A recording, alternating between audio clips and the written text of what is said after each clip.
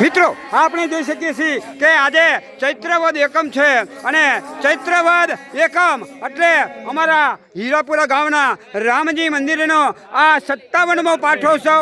મિત્રો આપણા રામજી મંદિરને મિત્રો 56 વર્ષ પૂરા થયા છે અને આ 57મા વર્ષની આપણી આ શોભાયાત્રા મિત્રો હવે અહીંયા આપણા મનોકામના સિદ્ધ હનુમાન દાદાના મંદિરેથી મિત્રો નીકળી રહી છે અને આપણા બાલ ગોપાલને અહીંયા વધાવવા માટે મિત્રો આપણી જે બહેનો છે એ બહેનો મિત્રો હવે અહીંયા આવી રહી છે એ મિત્રો આપણે જોઈ શકીએ છીએ। મિત્રો અત્યારે હાલ આપણા બાલ ગોપાલના જો જાનૈયાની વાત કરવી હોય તો એની અંદર આગળ આપણા ગણપતભાઈ છે, આપણા રમેશભાઈ છે અને પાછળ આપણા મનોજભાઈ અને આપણા ટેણાભાઈ એટલે કે રાકેશભાઈ છે અને મિત્રો આપણા સડીદાર તરીકે આપણા જીતેન્દ્રભાઈ છે। જો મિત્રો આપણે જોઈ શકીએ છીએ કે હવે આપણી આ જે 57મી શોભાયાત્રાની મિત્રો શરૂઆત થઈ છે ત્યારે મિત્રો આપણા આ રામજી મંદિર પાસે મિત્રો આપણી જે બહેનો છે એ બહેનો હવે અહીંયા ભગવાનને વધાવવા માટે આવી રહ્યા છે।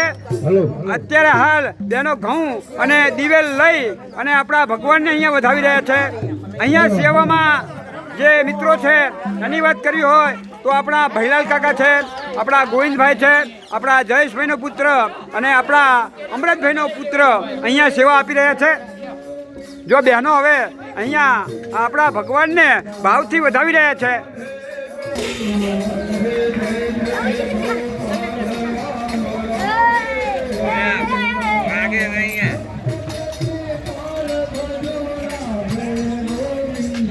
ચલો મિત્રો આપણે પણ આપણા આ બાલ ગોપાલના મિત્રો આપણે દર્શન કરી રહ્યા છીએ। મિત્રો હવે આપણા આ શોભાયાત્રા ધીરે ધીરે આપણું જ્યાં સ્વામિનારાયણ મંદિર આવેલું છે એ સ્વામિનારાયણ મંદિર પાસે મિત્રો પહોંચી રહી છે।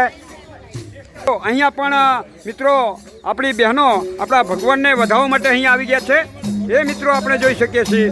જો આપણા વાસુ કાકા પણ ભગવાનને અહીંયા વધાવી રહ્યા છે।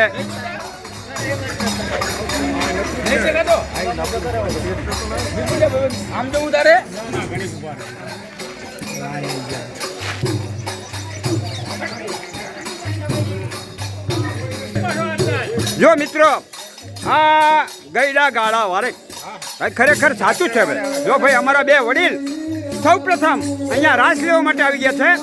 અમારા ભૈલાલ કાકા છે અને અમારા જગા કાકા છે।